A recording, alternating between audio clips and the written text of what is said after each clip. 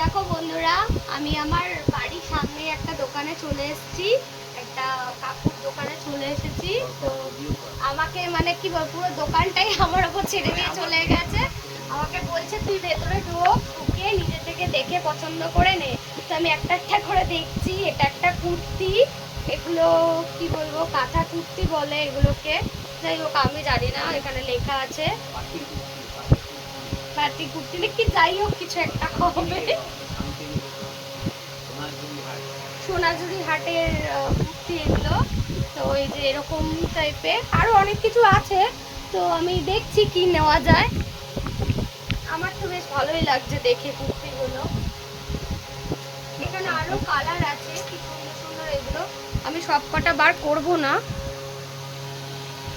তো দেখা যাক কি পছন্দ হয় কি নিয়ে। একটা গেঞ্জি নিয়েছি, পছন্দ হয়েছে, একটা গেঞ্জি নিয়েছি। তো দেখা যাক আর কি পছন্দ হয়।